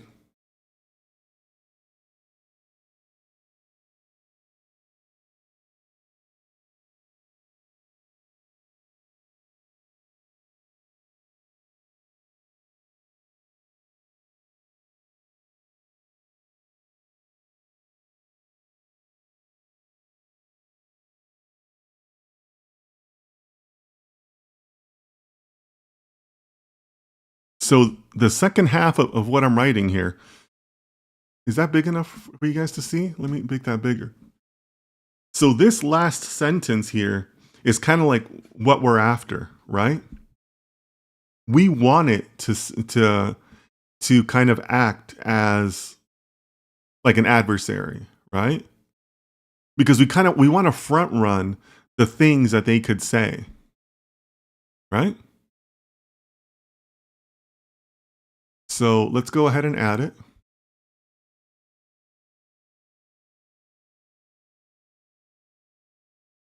I believe it's this one. Yep, this is the better one. And we're basically saying, hey, look, this is what happened. This is the memo I have. This is what I prepared, right? You're the insurance company. How do you tell me no? How do you deny me here? Okay? Let's see what Gemini says. And then as you can probably guess, we're going to take this result and we're going to go back to Grok and say, hey, the insurance company said this. Can you please fix our memo? And we go from there, right? We can also be asking it to be a judge or be an arbitrator, right? Here is a response. Thank you for rebuilding it. Several points that require further clarification.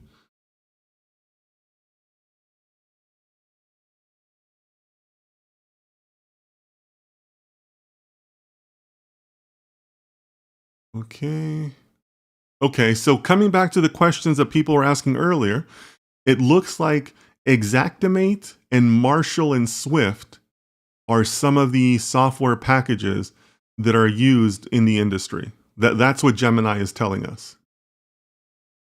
It's telling us that the demolition debris is too high, right? And additional features. We need to verify the original specification of these items. Okay. 15% contingency is common. We need to carefully examine the scope of work. Okay. Local codes and upgrades.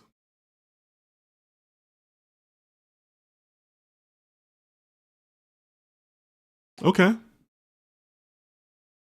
What do you guys think?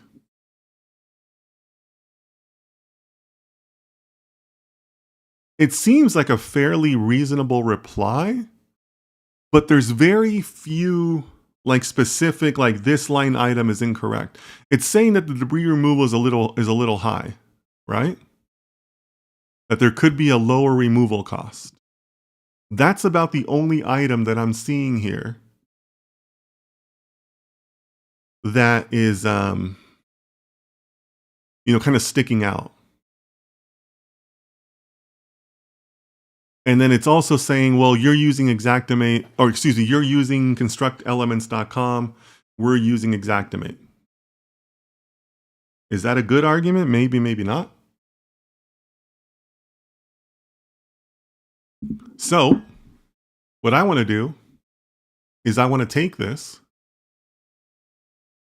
and we're going to show it to Gemini, right? Or excuse me, to Grok, right? Can't I copy this? I thought there was a way to copy it. Yeah, there we go.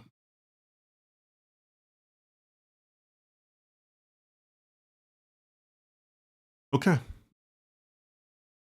So now, hello Grok, we heard back from the insurance company. This is what they said.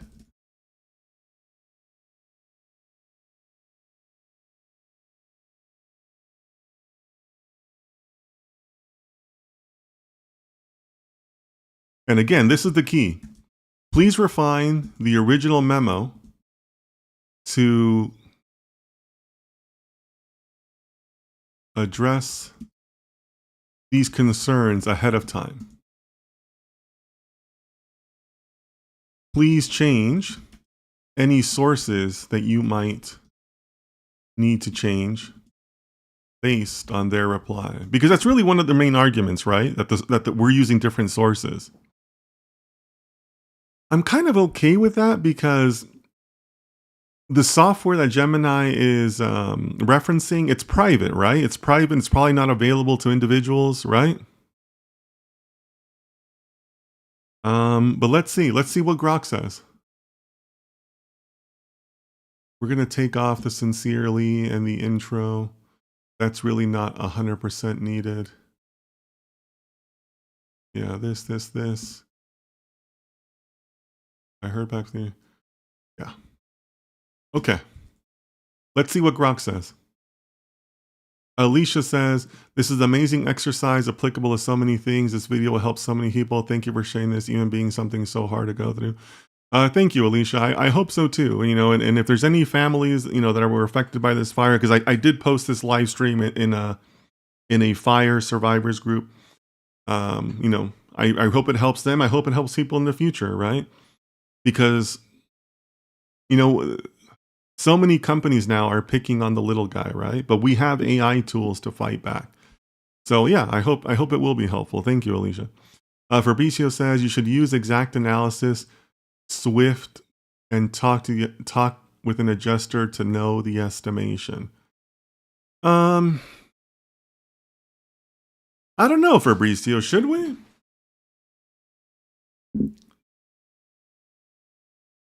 Here's the thing, Fabricio. If we go back and we use their software, we use another adjuster, or you go back, you kind of go down that road, you're not fighting from an informed position, right? Because what are they going to tell you? They're going to tell you, oh, well, you have different software settings than we do. Yes, you're using the same one, but it's a different software, right? Like, you're giving them ways to fight back. But here, if I say, look, I took a fresh look at this and I'm giving you sources from 2025, right? Then you're talking from a position of, tell me how this is wrong, right? It's almost like it's too even to go and use their same software. Like, you want to present something that's inherently different, right? Like, I don't want to use the software that they've already used. Like, you kind of want to avoid that. Let me know what you guys think about that. But from a strategic perspective, I don't want to meet them where they're at. I want them to tell me how somebody else is wrong. Right?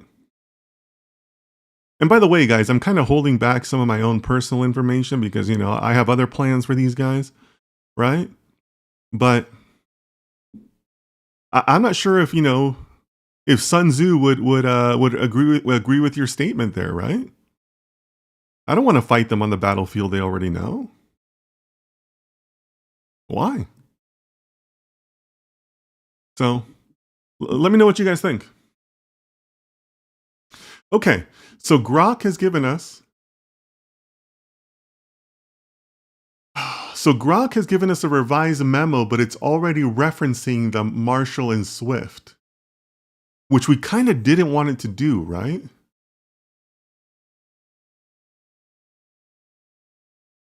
So let's see. What was the previous estimate? Previous estimate was like a million something, right? Like 1.2. Let's see what that did for Grok then.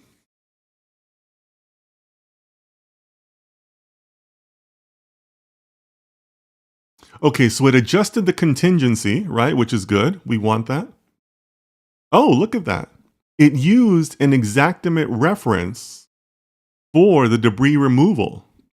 So it went from 40,000 to 30,000. So it agreed with Gemini that it should be lower. And it used a reference to exactimate, which is different than what it did before, right?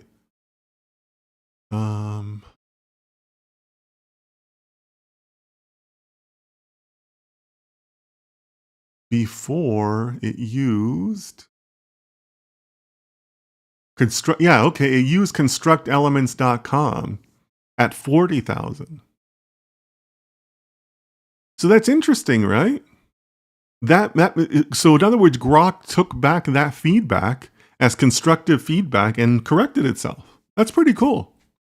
That's pretty cool. Diffio says, we can't assume that their process is even close to deterministic. Insurance companies have been known to randomly deny some percentage of claim just because a lot of people won't fight back. Yeah. Diffio, great point. Great point. And that comes back to what I was saying earlier, right? Who's to say that they don't have their own adjustment, even if the algorithm or the software or whatever says do X, they will do something else. And that's true, Diffio, right? If a company that's, because remember, guys, we weren't the only ones affected by the fire. There are literally like not even millions, but billions of dollars worth of claims. So as Diffio says, if the insurance company just says, we're going to deny everybody by 10%, 10% of a couple billion is a lot of money, right? That they're saving themselves. So yeah, Diffio, I'm on board with that, right? Who's to say that they just randomly say, or they haven't already decided to say, okay, no matter what anybody says, we're paying out less than 10% of the estimates. Because if you can say that 10%, that's a lot of money, right? So good point, Diffio. Thank you for that. Justin says, I think it's valuable to know where they are at, whether you present that or not, or whether you. I think you meant to say whether you present that or not. Well, Justin, the good thing is that we found that via our process, right? This is an example of it. Gemini said, no, that debris estimate is too high. I don't like your reference to construct elements. We use exactimate and we think it should be lower. So Grok corrected itself. It took $10,000 off that, right? Right? So here, this is Grok's correction. Recognizing the site assessment, I lowered the estimate of 30,000, and now it is citing exactimate. That's great. That's great, right? Excuse me. It also adjusted the contingency. The contingency was previously 15%. Now it's just 10%. Excuse me. So now the final estimate changed a little bit. So we're right there, right? And again, spoiler alert, my parents did not have $1.2 million worth of coverage. You know, the number's much less than that, but it's still more than what the insurance company is willing to do right now.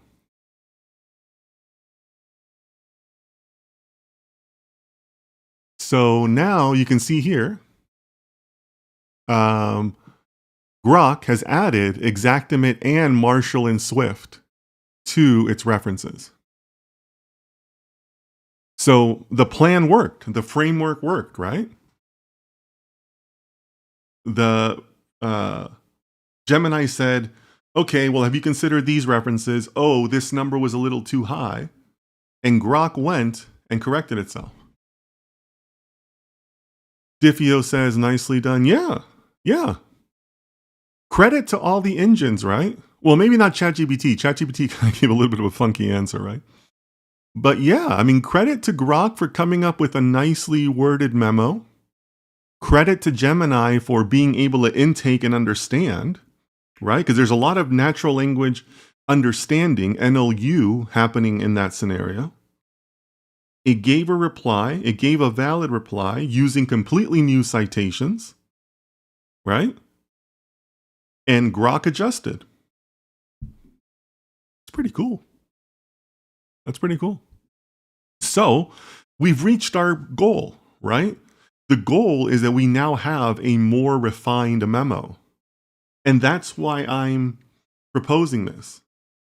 Because now we can say, hey, we have a consensus between Gemini and Grok. We use two AI engines to evaluate the same memo, the same memo I'm proposing to pass on to the insurance company. And they have a consensus. They've used different citations, but the final deliverable is better because of that. So I think that's pretty cool.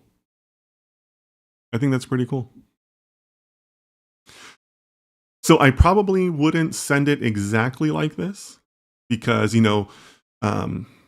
Grok is referencing the changes it's referencing the replies to Grok.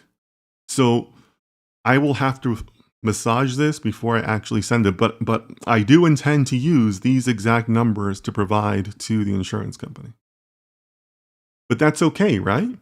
Because if you're a little bit newer to data science, what I'm going to do here, and or the process I just described of what I'm going to do, it's known as the human in the loop, right? You should always try to have a human in the loop to verify results, whether it's machine learning or AI or whatever.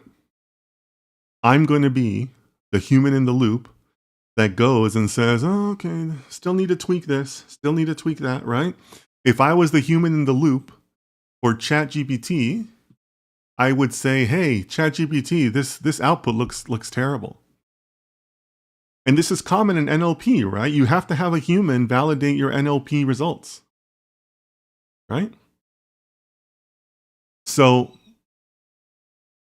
I'm very happy with the progress we've made, even though we might not have a simple, easy to use, hey, I'm gonna just download it and email it today type of document.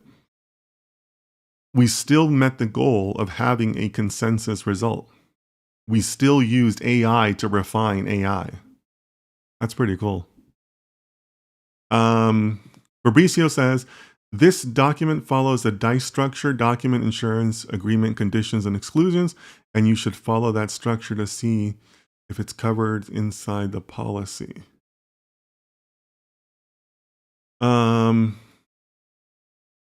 Well, Fabricio, it's not about what's covered, it's about the total amount. That's really what's in dispute here. That there was a fire and that the house is gone is not in dispute. The dispute is the amount of what it costs to rebuild it, right? And of course, the policy has a maximum payout value, and we are nowhere near that value. So that's the discussion, right? The company's not saying they're not responsible. What they're saying is that we don't think it's going to cost that much to rebuild. And I'm in contact with a news reporter from LA, from CBS News, and they told me that they are seeing this with other people from this same insurance company. And I'm hoping that some of those people will see this because they can benefit from it. Because in many ways, they're a little bit worse off than my parents. So there are scenarios in these fires in LA where maybe you didn't lose your home, but there was a lot of smoke damage. So maybe your house didn't burn, but the house next to you burned and the smoke came, or maybe you just had a partial burning of your home. So it's not a structural loss, but maybe you have to replace a wall in your home, or you have to replace the backside of your home. Well, smoke damage is a very serious thing because you have to kind of tear down the walls. It can cause mold, it can cause health issues and all that. So my understanding is that these insurance companies, they are offering very, very low numbers to repair those, like in the hundreds of dollars, not even thousands of dollars, hundreds of dollars. But smoke remediation is a very, very expensive thing, right? So Fabricio, in that scenario, I think what you're saying is a little bit more relevant, because how do you prove that smoke damage costs a lot to replace? Like, you kind of can't, right? Like, that's very hard to do. Or maybe coming back to Diffio's comment, maybe that's where pictures would be more relevant for AI, right? Give AI pictures to say, here's the smoke damage. What do you think? Because maybe the insurance company thinks it's a small area, but AI can say, no, it's a big area you have to replace. Because we saw the picture and this is the smoke damage and this is the wall, right? So the prompts and the way you're going to use AI is going to vary. It's going to vary greatly based on what you're trying to solve, right? Fabricio says that's a named policy. If it's not in the policy, it's covered. Otherwise, it needs to specify that it's not covered. At least that's what I know. Yeah, but Fabricio, I think you're talking about the smoke damage, right? Because again, in my parents' case, they're not disputing that a loss happened. I mean, it's clear, right? It's clear that the house is gone. They're disputing how much it would take to rebuild it, because that's the whole point of insurance, right? Insurance is supposed to make you whole again after a disaster, right? So it's more about the amount. It's more of them saying, oh, no, construction costs are very low in LA. You can find workers for cheap. Well, no, you can't, right? Construction costs in LA are very high. So that's why I'm asking for these references in these memos, right? Because that way I can say, well, no, here, according to this article that was written in 2025, that was found by, ChatGPT, that this is our simple model here that I have up on the screen. You can say, no, labor costs are actually very high, and, make an argument that way, right? So Fabrizio, I think we might be talking about two different things, but again, your comments and Diffio's comments are still relevant for other families like mine that have suffered other types of losses. Losing your home is not your only loss. Or for example, here's another one. My parents managed to evacuate and drive away. Not every family that evacuated was able to take all of their cars. So in some scenarios, people lost their home and their car or multiple cars. Or maybe you couldn't take a boat with you. Maybe you had a boat in your backyard and now you lost your boat. Fire insurance is responsible for that too. Your car insurance won't help you in that. At least I don't think so. So it just depends on a different type of loss. People have different types of losses or damages in fires. Fabricio says, I see. So you would need to fight the algorithm using. Yes, Fabricio, that's exactly right. And that's the whole purpose here, right? And that's why I love the simple model that ChatGPT came up with, because it's telling us 2025 data, right? Cost to build a house in California, 2025 update. Like, this is exactly what I need, right? So yes, Fabricio, that's the point. The point is to say, you insurance company, you use X times Y, but no, I think you should have been using A times B to decide the payout.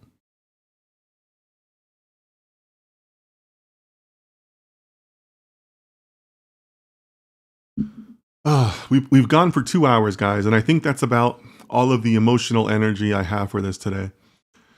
So I want to thank all of you for your support, for your feedback. I hope that those of you that attended for the AI side of things were also able to get something out of it, because I think that this is just really important. I want to kind of just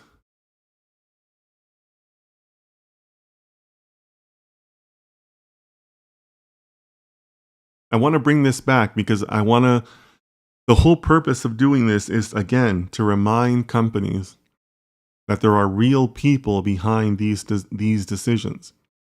And I'm glad that some of you that are data scientists or want to be data scientists will also remember that, because you guys are the future people of these algorithms. My parents have gone through a tough 4 months here.